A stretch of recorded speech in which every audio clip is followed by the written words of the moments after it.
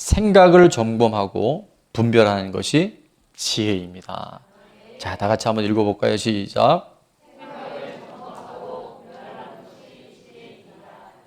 도대체 이 생각이 어디로부터 왔고 이 생각이 나에게 지금 어떤 영향을 미치는지 잘 점검해보고 분별하는 것이 뭐라고요? 그게 지혜입니다. 오늘 본문은 우리가 너무나 잘 아는 것처럼 바벨론 포로로 잡혀가 있던 이스라엘 백성, 택한 백성들, 선지자 예레미야를 통해서 하나님께서 그 1년도 아니고 2년도 아니고 무려 70년이나 되는 포로 생활 가운데 하나님이 지금 그 말씀을 주신 거예요. 자, 11절에 보니까 여호와의 말씀이니라 너희를 향한 누구의 생각? 하나님의 생각. 여러분 생각 아니고요. 하나님의 생각을 하나님만이 아시는데, 자, 그 하나님의 생각이 뭐라고 되어 있는지 한번 읽어보겠습니다. 시작. 평안이요 재앙이 아니니라 너희에게 미래와 희망을 주는 것이니라. 아멘. 하나님의 생각에 대한 애 들어오면요, 가장 첫 번째 특징은 뭐냐면 바로 평안이 우리에게 와요. 포로로 잡혀 있다니까요. 지금 너무나 고통스러운 환경 속에 있는데도 하나님의 생각이 우리 안에 좌정하시면 바로 우리에게 평안이 주어진 줄 믿습니다. 재앙이 아니라 그랬어요. 낙심, 절망, 끝났다. 이제 아무것도 못한다. 이게 바로 재앙이에요. 근데 그 생각은 누구의 생각이 아니다? 하나님의 생각이 아니라는 거예요. 그게 너 생각인 줄 알고 있고 당연한 환경의 결과로 생각하지만 하나님의 생각은 재앙이 아니라 뭐다? 평안이라고 말씀하세요. 그래서 그 재앙이 분별되어져서 떠나가고 포로의 절망적인 상황 속에서도 하나님은 우리에게 미래와 희망을 주셔요. 그것이 놀라운 하나님의 약속이고 하나님이 우리에게 주시는 하나님의 생각인 줄로 믿습니다. 이스라엘 백성들이 바벨론 포로로 잡혀간 것은 인간적으로 볼 때는 뭐 정치를 잘못했다, 또 죄가 많았다. 그래서 인간적인 생각이 얼마든지 치고 들어올 수 있는데 또 뭐 나라들마다 흥망성쇠가 있으니까 뭐 그런 일이 있을 수 있지 않아 우연이라고 생각할 수 있고 그러다 보니까 이것이 재앙이다, 불행이다 생각하면서 정말 저주받은 민족처럼 끝날 수 있어요. 그런데 조금 더 카메라를 높은 관점에서 우리를 내려다보면요, 하나님 앞에 바로 서지 못할 때 하나님이 그들을 교종시키시고 회복시키셔서 멀어져 있는, 끊어져 있는 하나님과의 관계를 바로 세우시기 위해서 하나님의 큰 구원의 계획을 갖고 계시고 회복의 계획을 볼 수 있다고 한다면 그때부터 환경이 아니라 내가 변화됨으로 말미암아 그 환경을 극복하게 되는 줄로 믿습니다. 3주차 우리가 이 말씀을 또 반복하는데 섭리라는 단어가 있어요. 섭리가 뭘까요? 자, 섭리 다 같이 한번 읽습니다. 시작. 하나님의 특별한 계획 속에서 우연처럼 발생하는 일. 우리가 볼 때는 우연처럼 일어나는 일인데요, 그것이 하나님의 무슨 계획이 있다고요? 특별한 계획이 있어요. 즉 그 섭리라는 것이 깨달아지고 믿어질 때 우리의 생각이 그때부터 하나님의 생각과 일치되어져요. 이사야서 55장에 보니까 너희는 여호와를 언제 찾으라고요? 만날 만한 때. 좋을 때일까요? 힘들 때일까요? 힘들 때예요. 절망적인 상황이에요. 너무 지쳐서 아무것도 할 수 없을 것 같은 무력감이 있을 그때 하나님을 찾고 가까이 계실 때, 늘 하나님 우리와 함께 하시지만 우리가 정말 문제 속에서 주님을 부르짖고 주님 앞에 간구할 때 바로 그때가 바로 우리가 하나님 더 깊이 또 구체적으로 만날 수 있는 기회인 줄 믿습니다. 자, 그래서 그렇게 말씀하시고 7절에 보니까 굉장히 중요한 단어들이 나옵니다. 악인은 그의 길을, 불의한 자는 뭘 버리고? 그의 생각을 버리고. 그러니까 이 생각이 여러분 하나님의 생각으로 일치되지 않으면 현실이 바뀌어도 가나안 같은 환경 속에 살아가도 여전히 그 사람은 광야예요. 그래서 불의한 자는 그 생각을 버리고 여호와께로 뭐 해라? 돌아오라 말씀하세요. 그리하면 그가 긍휼히 여기시리라. 우리 하나님께로 돌아오라.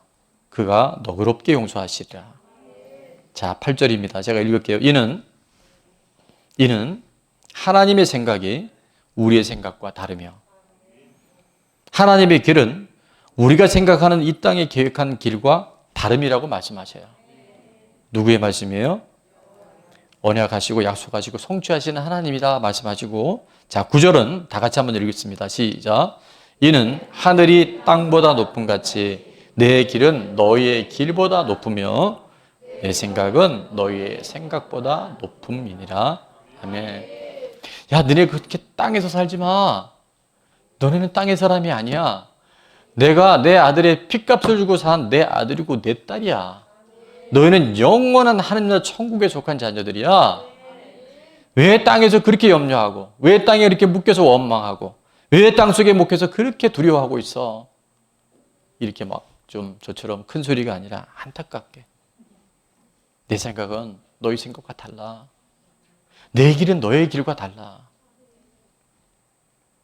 오늘 하나님의 큰 구원의 계획 속에서 보면 오늘 지금 우리가 겪고 있는 크고 작은 모든 사건들, 우리가 잘 되는 일들은 별로 그렇게 기억이 안 남잖아요. 근데 그게 너무 힘들어서, 정말 그곳에서 아무도 없는 것 같아서 그 칠흑 같은 밤에 홀로 눈물을 흘리고 두려워하고 있을 때 손 내밀고 계신 그 하나님의 손, 피 묻은 그 예수님의 손이 오늘 이 시간도 우리와 함께하는 줄로 믿습니다. 그래서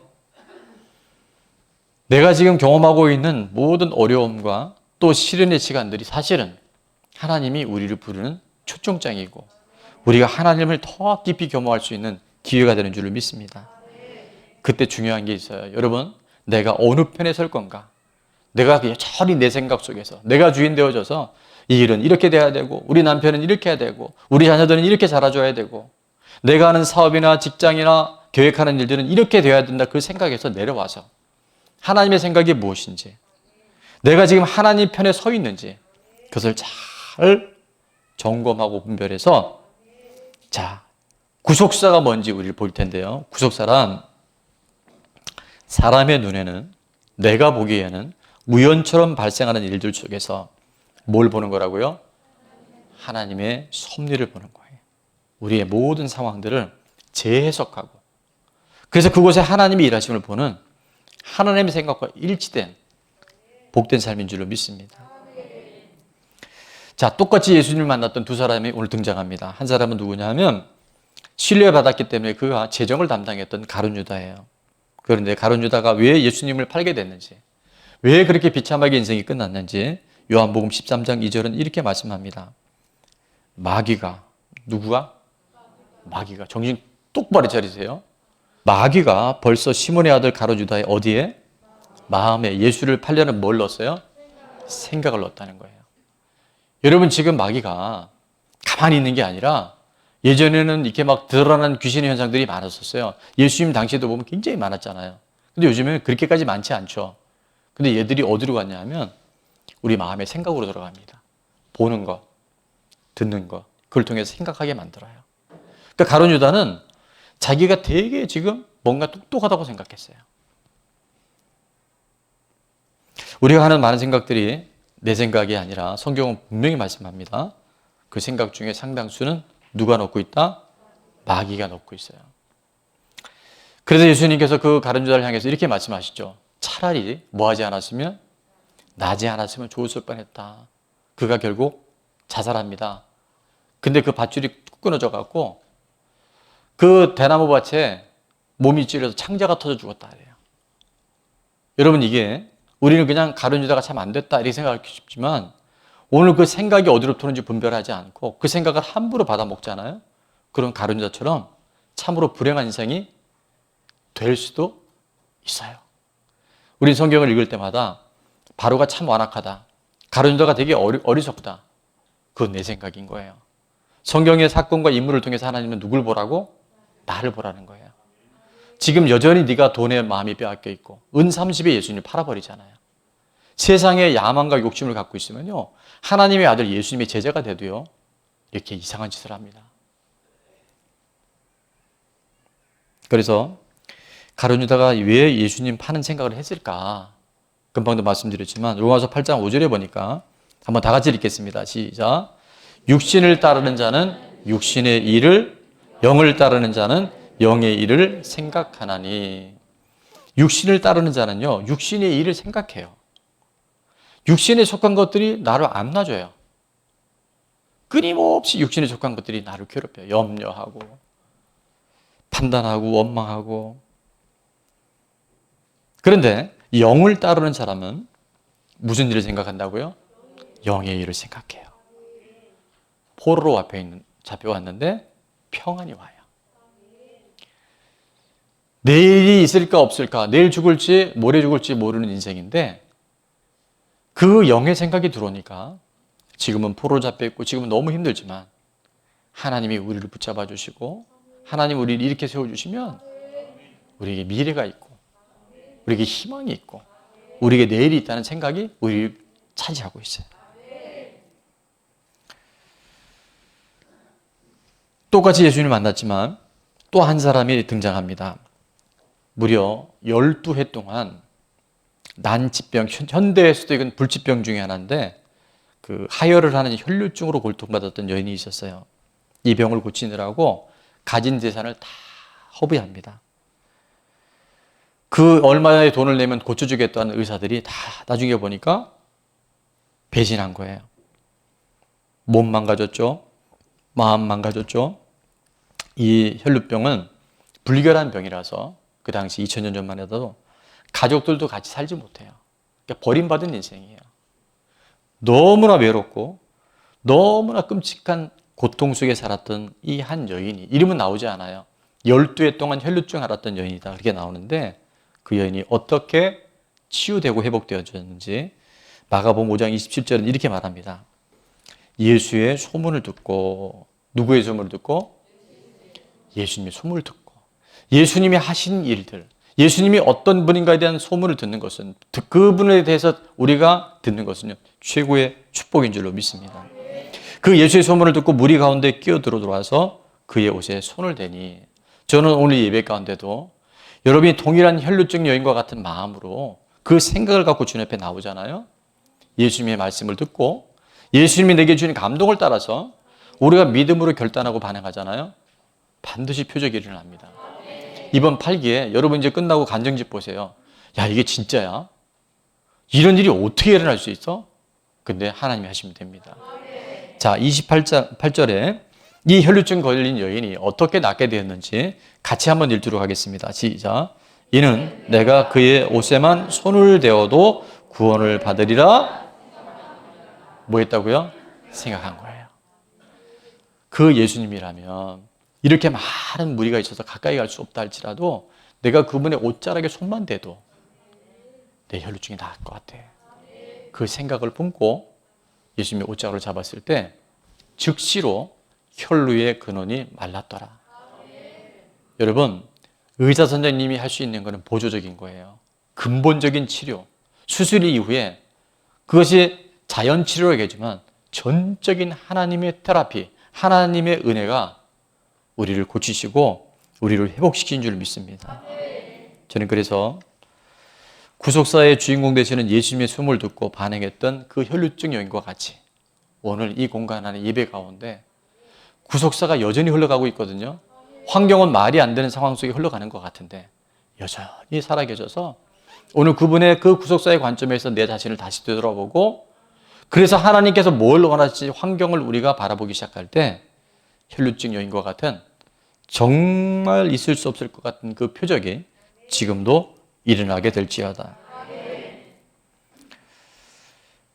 예수님 만난다고 뭐 별거 있겠어? 매주일마다 예배 드리는데 50일 동안 예배 드리는데 그러면요 구경꾼이 될 수 있어요.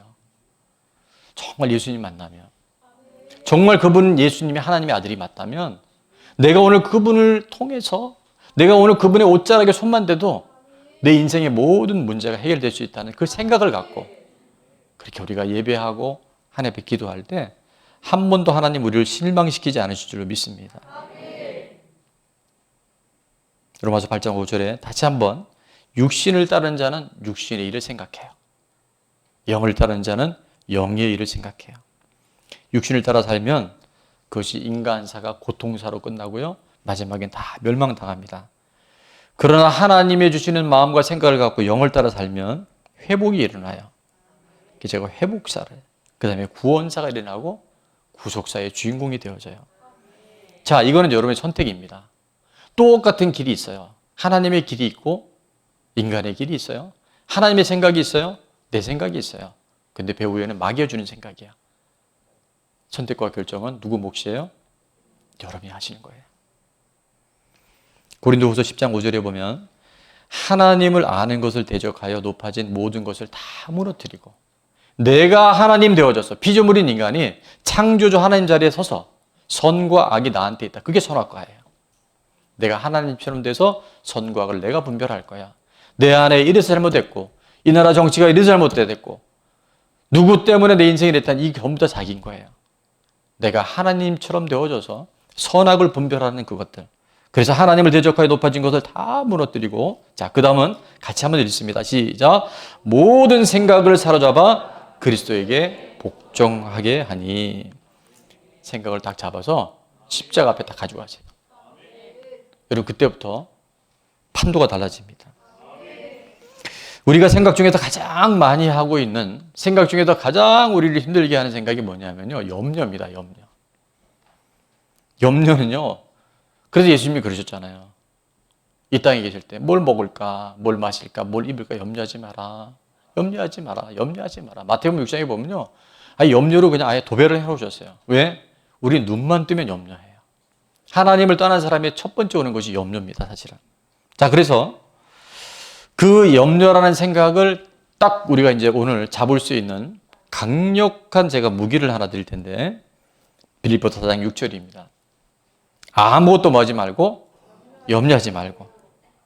여러분 이 종류가요. 어떤 거는 되고 어떤 것이 안 되는 것이 아니라 아무것도 해요. 에브리띵이에요. 무엇이든지 염려하지 말고.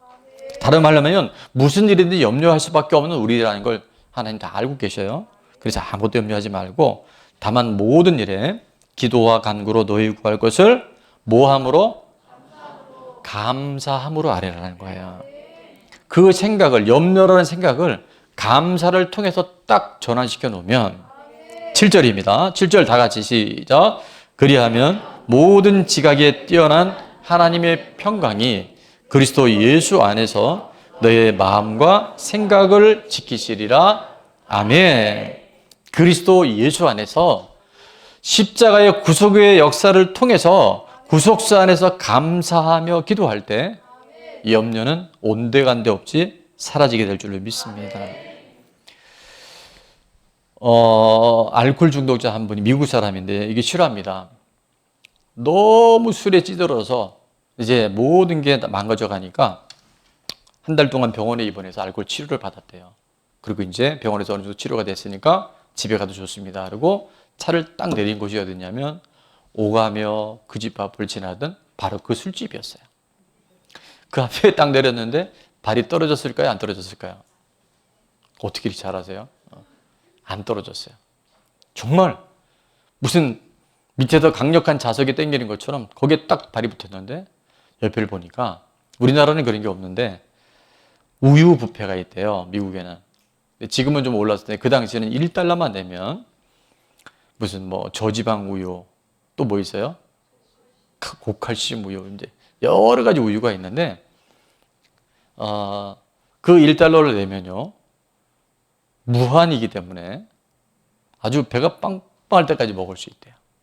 그래서 오가며 가는 그 집이 아니라 옆에 그 우유 뷔페에 들어가서 뭐할 때까지 배가 빵빵해질 때까지 먹었어요. 그리고 옆에 술 생각이 났을까요? 안 날까요? 안 나죠.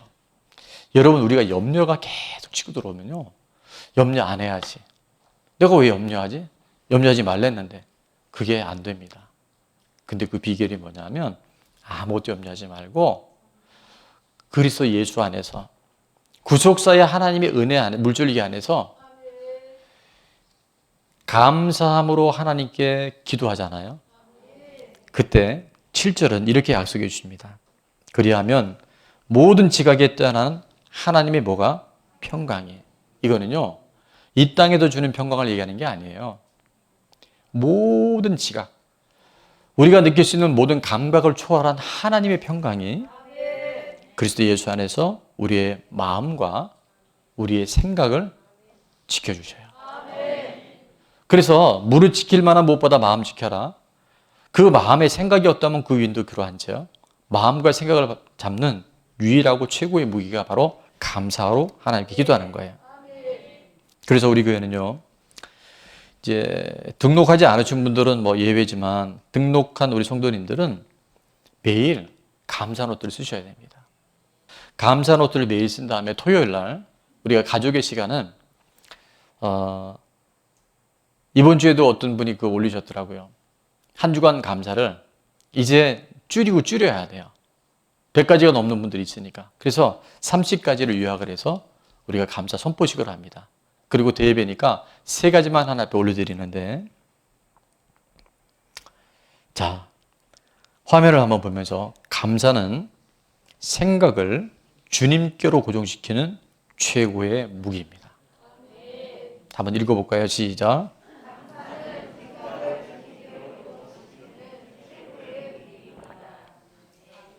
염려가 들어오고 불안이 들어오고 온갖 두려움이 들어올 때 뭐 하면? 감사하면 하나님의 생각이 우리 안에 고정이 돼버려요. 한 번만 따라해 주시면 좋겠습니다. 감사하면 감사할 일이 생기고 염려하면 어떻게 될까요? 그러니까 여러분 어느 편에 서인지 보세요. 이게 굉장히 단순한데 막상 살아보시면 또 다를 수 있어요. 그래서 감사가 생활화돼요. 아무리 술 생각이 나도 우유 뷔페 가서 우유를 빵빵하게 먹고 나면 술 생각이 안 나요. 염려가 떠나가요. 우리는 상황에 관계없이 하나님 하실 일을 기대하면서 기도할 수 있어요. 근데 그냥 하는 것이 아니라 감사하며 기도할 때. 그래서 요즘에 뭘 하고 있죠? 50일의 기도를 하고 있습니다. 우리가 기도하면 하나님은 반드시 역사하셔요. 아내가 구속사의 관점으로 살아가기 시작할 때 그 변화된 생각이 남편을 변화시켜요. 아버지가 어머니가 구속사의 관점으로 살아가고 시작하고 생각이 바뀌잖아요. 자녀는 하나님께서 만져주셔요. 오늘 본문에 여호와의 말씀이니라 너희를 향한 나의 생각은 내가 아는데 평안이다. 재앙이 아니다. 내가 너희에게 미래와 희망을 주는 것이다. 하나님 약속하시면 이루시잖아요. 그런데 바로 밑에 있는 12절과 13절 보면 이렇게 말씀합니다. 다 같이 시작. 나를 만나리라. 아멘. 자, 하나님이 약속해 주셨는데 우리가 뭘 해야 돼요? 반응해야 되는데 그게 기도예요. 그냥 기도하는 게 아니라 감사하며 기도하는 거예요. 자, 결론에 이제 도달합니다. 에베소 3장 20절에 보면 우리 가운데 역사하시는 하나님의 능력대로 하나님이 하시는데 우리가 첫 번째 뭐 하거나? 기도하는 거예요. 또 하나 있어요. 뭐 하는 대로? 생각하는 모든 것. 자, 그래서 따라합니다. 기도는 생각이고 생각은 기도다. 이게 굉장히 중요해요. 기도해놓고 생각은 의심해. 교회 와서는 아멘 그래놓고 주차장 가서 차 빼면서는 될까? 그래서 하나님의 응답이 어려운 거예요. 그래서 기도가 생각이고 생각이 기도라는 걸 여러분이 꼭 붙이셔야 돼요. 여러분 제가 이 얘기를 왜 하냐면 이 생각이요.